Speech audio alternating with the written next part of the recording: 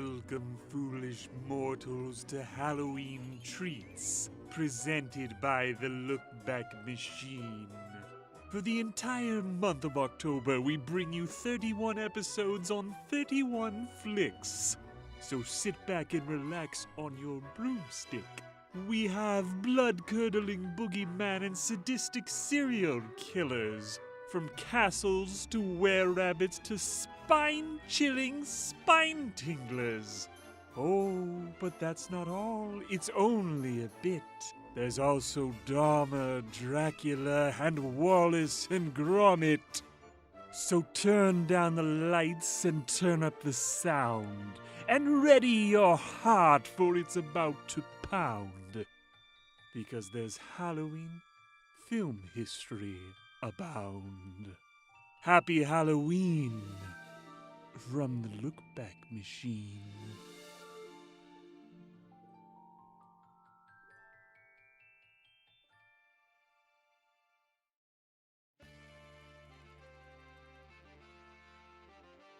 My parents read it. I said, what? They said, oh, I just said, are they going to pay you to do this? Yeah, Mom, they're going to pay me. I'm going to make some money. Make more money than I ever made in my life, Mom. They're going to pay me. The period of blaxploitation films only lasted about a decade, before protests about the film's depiction of African Americans closed up shop on the genre. The protesters had a point. Generally, the films only displayed black people as drug dealers, pimps, and hitmen. However, some of the films were far more elaborate, and that brings us to blaxploitation horror films. These films allowed black actors to stretch beyond the usual parameters given to them by Hollywood, because in supernatural horror, anything is possible, unlike the American dream. It's why we've chosen to focus on the films of William Crane, Blacula, and Dr. Black and Mr. Hyde, also known as the Watts Monster. Blacula is still regarded as one of the finest blaxploitation films ever made, which has a lot to do with the direction of Crane, despite being up against a predominantly white studio. The film, in spite of its age, still manages to provoke a sense of terror. The other half of the film's magic is star William Marshall, as vampire Mamuwalde. In the role, Marshall is dashing, funny, and regal. His voice is simply mesmerizing. It's a performance unlike any other, because when you watch Marshall's incredible turn, you forget about the unforgettable Bela Lugosi. This is the story of William Marshall, William Crane, and Blacula. Director William Crane. As a kid, I mean, even before little theater, as a kid, I was one of these kids. We used to go to the drugstore and buy our candies for 5 cents and go to the movies and stay all day. So that was Dracula and then Frankenstein's and Red Rider and the Taylor series. You know, told my folks I wanted to do movies, and they said no, it's too expensive. But I still have my 8mm camera, so I don't know how it comes. Maybe it's just raw talent, Jake. I don't know. I got involved in the theater much before then, called PASLAW, and it was a Performing Arts Society. And a fraternity brother of mine, an older fraternity brother of mine, had this thing, started this little theater group. His name was Van Whitfield. And over on 42nd, just off of Vermont there, we had a little place in the back, and we were doing little theater and one-act plays. And, you know, he had graduated UCLA, and it was just a place to go to and with therapy. And this thing blossomed into something that turned out to be the Amen Corner. And the Amen Corner ran for a while, and Van got involved in it and got me over there, and we ended up with a group called Theater of Being, and we ran Amen Corner on the stage. James Baldwin's play, if you're not familiar with it. What we wanted to do, Van and I and all the guys were there, we wanted to start making films, and none of us were involved in films at the time. And Black Orpheus was one of the ones we wanted to try to redo again. And when Amen Corner went to Broadway, I had a chance to star in it. I guess one of the main characters, and Jake, I said, yeah, I'm going to try this film thing. So I took off. I went to Canada and hooked up with Canadian Broadcasting Corporation, and I was able to advance my career at that. And I started picking up everything that I should pick up. I guess I should have gone to McGill to get a degree, but I did about 8 or 9 series there, and that's where I learned it. So when it was time to come home, California, I looked up some people, and I got involved with Aaron Spelling and that group, and the first show I was able to direct was Mod Squad. The Black Avenger, Blacula, from American International Pictures. AIP, and they were doing some really, some pretty, some down and dirty movies they were doing, just for the money. And I guess they ran a little low, but they came up with a couple of writers came up with this black vampire, and they called me and said, "Would you want to direct this thing?" And I said, "What is it?" And they said, "Well, Count Brown's in town." And they told me it was a vampire, and I did my research on vampires, and I said, if I can do it my way, and they said, "Okay, come on in and do it." And that's what it was. I'd been hanging around Columbia Studios and some others, and to do Bewitched and some other things, but I decided to do this, and it worked out. It really worked out for me very well. It really did. That's how it started. Interview with William Marshall from Live from L.A. You were telling a little bit of the story. We saw a brief part of it, but what was it that you brought to the film that you worked hard to convince the character's producers? name was Andrew Brown when they handed me the script. Mm-hmm. And Andrew Brown, as you may know, is a character in Amos and Andy of ages ago.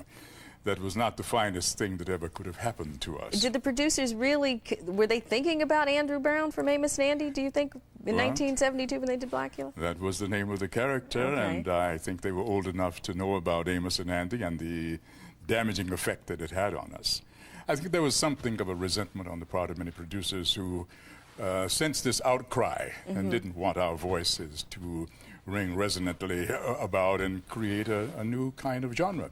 And that they were interested in my playing the part. I explained that this was not a part that was going to be successful where they were concerned. They wanted to make money.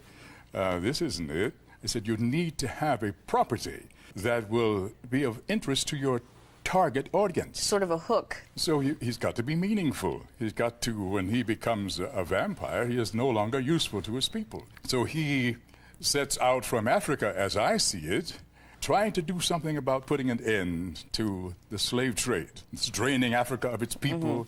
It's a vile, vulgar thing. Right. And that's his mission. He doesn't succeed, but at least he attempts. He attempts to succeed. Now, you actually convinced them to change the script, and as we saw in the movie, Blacula, before he became Blacula, was a prince from Africa. Prince Mamuwalde was his name. Was there much resistance at that time to do this? Absolutely. What did they say to you? What kinds of things were said to you? Oh, I don't think that will work. We don't want to deal with the subject of slavery. And I said, well, we didn't want to either. Had to. It's true. And I think that it hasn't been dealt with properly. This is a wonderful time to illustrate that there were African people who were concerned to the point that they wanted to do something about it. And that was true. Director William Crane. I wanted him because he was a Shakespearean actor, Shakespearean background. And if he could bring that level of sophistication to it, not Jim Brown, just a real sophistication to it. He was sophisticated, and his wife was sophisticated, and they were royalty. And if you could play it like that, we'd have something. And so that's what I wanted to do. And I guess they just were kind of, I heard they left the screening rooms every now and then, quietly. People with their own thoughts, because this was going opposite of what they wanted. I had so much trouble with Sam Arkoff and them, because they just didn't. I mean, that's not the picture they wanted. And I said, "This is how I want to do it." As the dailies went in, I got more things that I was asking for, but they didn't believe. I don't know if they ever believed in it until it started making money for them. But it was just personally driven, and I thought it would work instead of just doing it down and dirty, and I guess it did work out. He won't die. He's still out there. They gave me 30 days. And I did it for peanuts actually. I didn't have an agent representing me, so that was sort of a mistake. But I did it in 30 days, and the obstacles I ran into. I mean, this is where it really got kind of crazy. Here, I'll give you an example. Elijah Cook, was sitting at his desk and pulls this. The way the script read was he pulls the gurney out of the freezer, and he's sitting at his desk. And as we watch this body thaw out, Kitty Lester thaws out and then jumps up off the gurney and attacks him.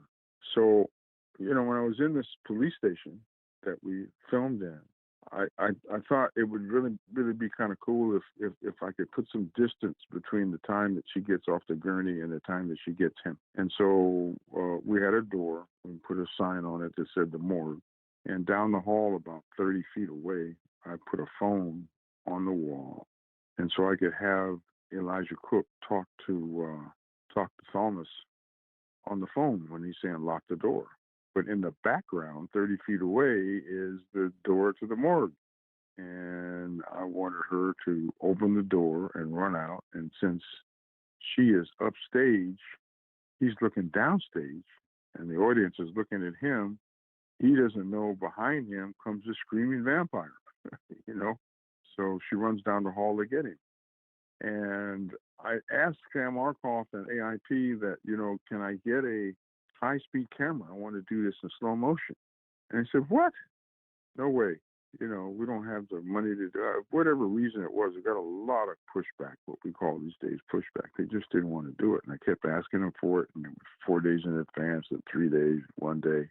As they began to watch the dailies come in, I guess somebody decided, I don't know what they decided. But I just tell you, the day that we were supposed to shoot this, I was on the Mitchell, and I was saying, how fast can we crank this Mitchell up to do this shot that I want?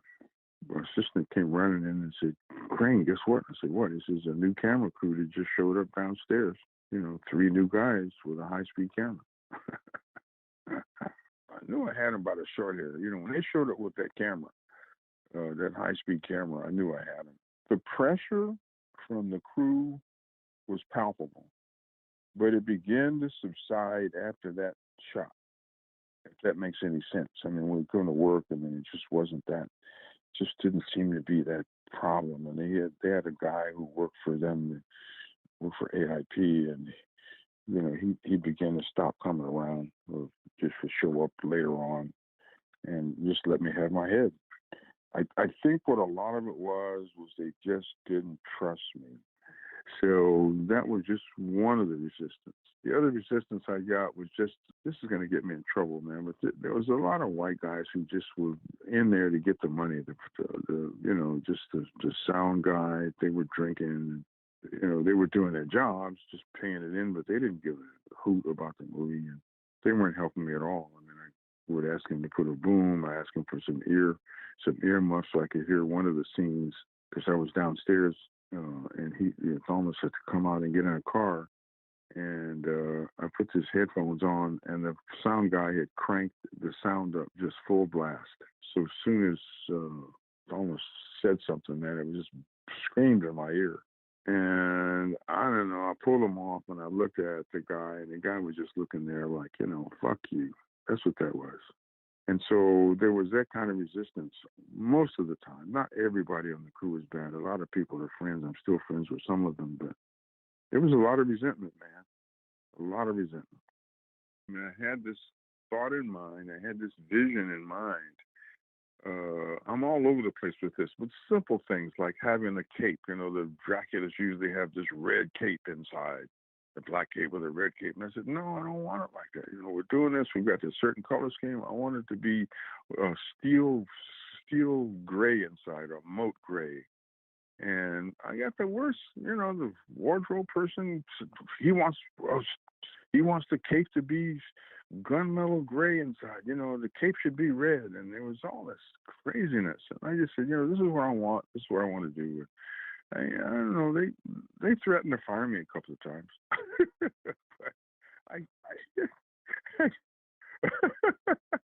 Considering the odds stacked against Crane, his firing seemed inevitable. But somehow he persevered and finished the picture. So the question remains, Why didn't AIP fire him? The only thing I can think of, Jake, was they must have. I never saw the dailies because I'm out in this field shooting this thing. They didn't have the playbacks the way we have them now, and I guess they were looking at the dailies. And Sam Markoff had a partner, John somebody. I've forgotten his name, but Nicholson, exactly. And Nicholson was in my corner. I think he just said, "Let the kid do what he's going to do. You know, come on, look what you got going here." I heard you made some kind of speech like that in one of the daily rooms. They said, "This isn't what we expected. Let's see how this plays out." I just had faith in myself, and this is what I want to do. This is what I'm going to shoot, you know. But I mean, each day or each other day or something, I was expecting a phone call saying, you know, we're going to replace you. Once I got past 80 or 90%, then I knew I was all right. But you know, and then I wasn't going by the script. I mean, the script had really simple stuff, you know, like open the door and there he is. And I don't know, I wanted to make it a little more complicated than that. So Marshall and I sat down and thought, you know, what we'll do is we'll make him from a certain tribe, and him and his wife who wanted to stop the slave trade. You know, it just made sense because they're seeing him, and why would they go to him? Because he was a count and he also had some authority and so forth. And so we just made that up, and they wrote it and they went for it. I can't remember what the other story was, but it was really very simple. It didn't work for me. They were having a hard time. Those movies they were doing didn't do anything at all. And man, the press came out on this thing, and people started seeing it, and the community jumped and locked it, and then it made a crossover, and yeah, I felt vindicated. You're damn right I did. You know, once they did that and it made the money, they said, okay, let's make a sequel. And they were going to do something called Blacula Scream. And of course, the people in town at that time were Pam Grier and whoever else were there. They would just get some other actors to do this.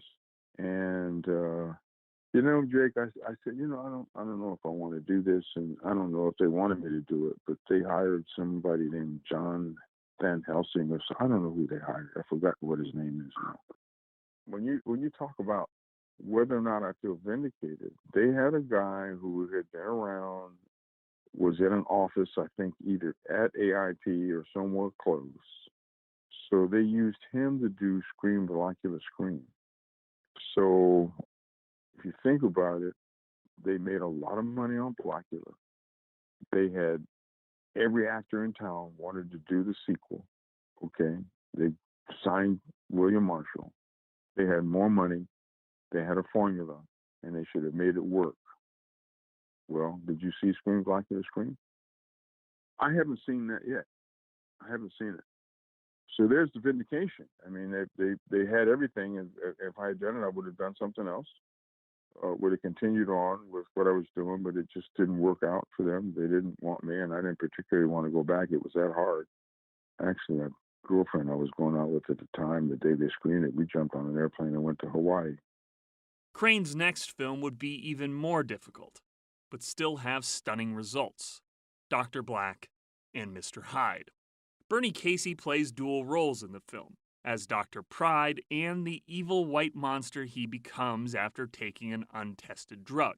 Yeah, Dr. Hyde, it was one of the fellows who did his first job with Blacula, Charles Walker, was an assistant director. I think he bought a radio station much later. He made a good showing. He came up with this script, and Manfred Bernhardt, I think was his name, executive producer. He found the money with this thing, and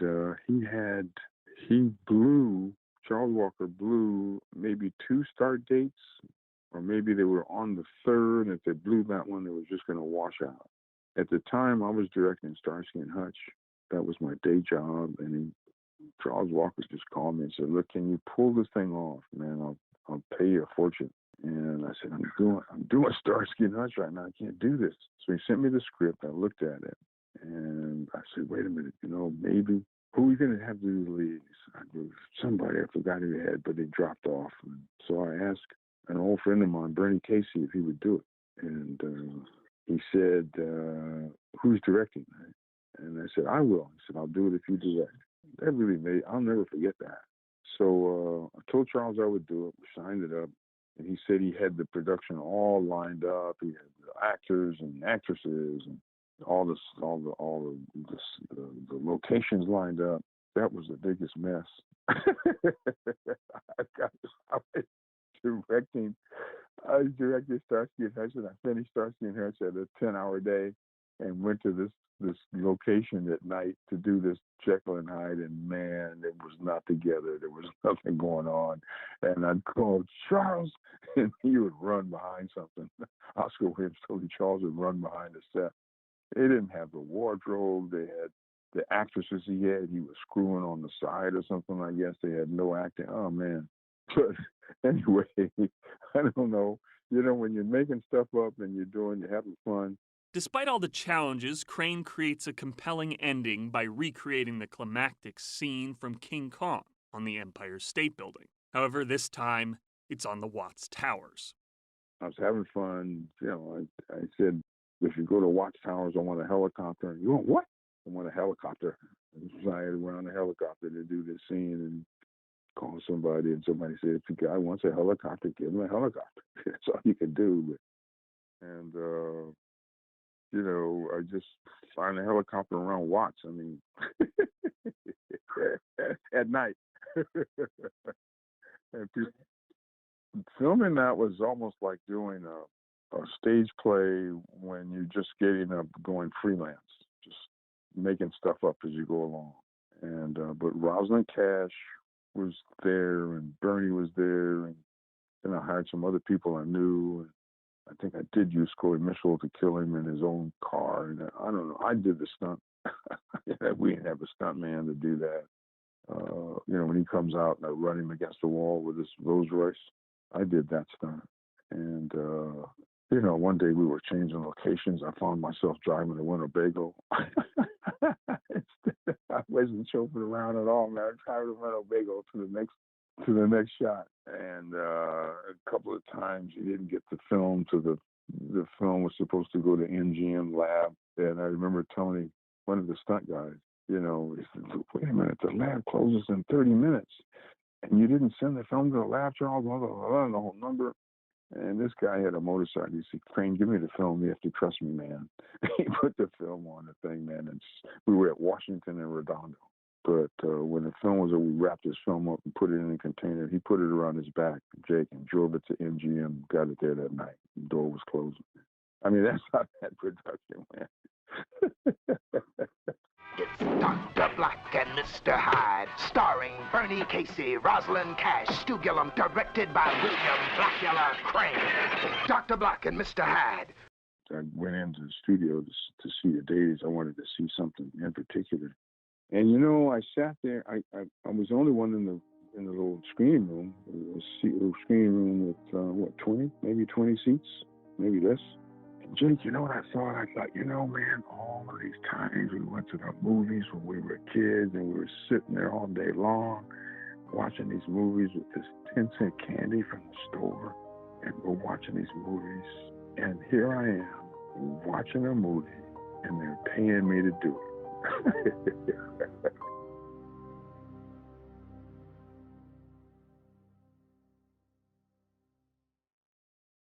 Thanks for listening to Halloween Treats, presented by the Lookback Machine.